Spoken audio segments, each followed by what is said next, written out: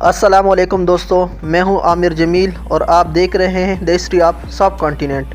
دوستو، ہمارا آج کا ٹاپک ہے مسلم فاتحین کے زیر اثر مسلم معاشرے کا اجمالی تذکرہ۔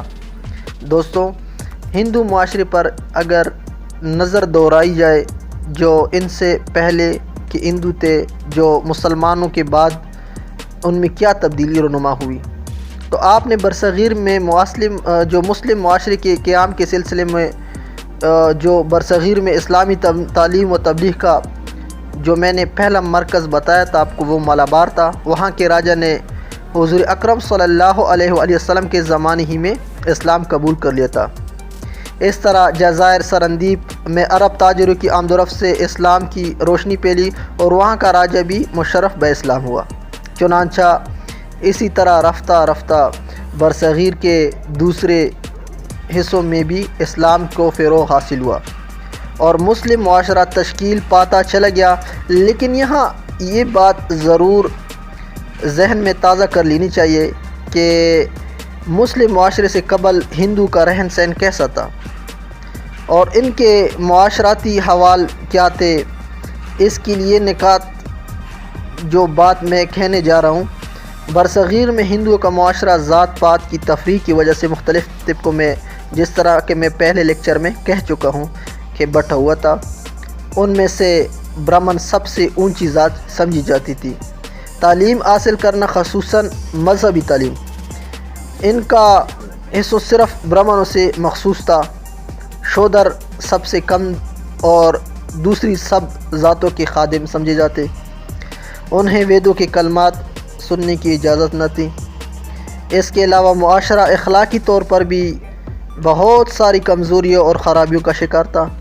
سود خوری جیسے گناہ، منافع خوری، جوا بازی اور سطح کا جو عورت کا جلنے کا وہ رواج تھا، جو خاوند جب فوت ہو جاتا تھا تو اس دوران اس کی بیوی کو بھی جلایا جاتا تھا۔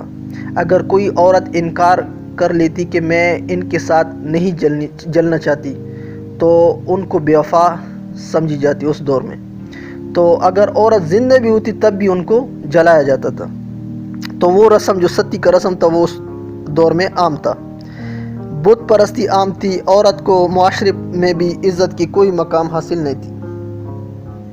اس کے علاوہ چنانچہ اس کے معاشرے میں پاکیزہ زندگی کا کوئی تصور نہ تھا۔ زندگی میں پاکیزگی، توازن اور مساوات و انصاف کی اقدار کے لیے ابھی مسلم معاشرے کے قیام کا انتظار تھا۔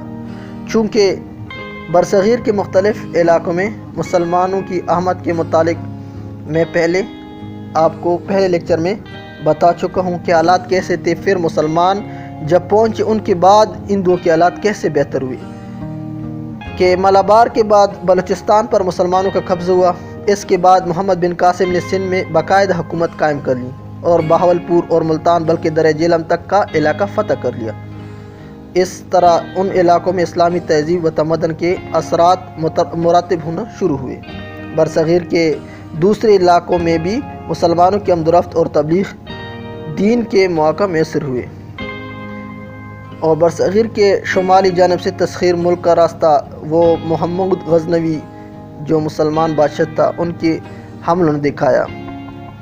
تو اس طرح انہوں نے یہ قربانیاں دی دین کے لیے بھی اور حق انصاف قائم کیا اور تمام لوگوں کو ایک جیسا رکھا، انصاف رکھا، عدل رکھا۔ اللہ حافظ۔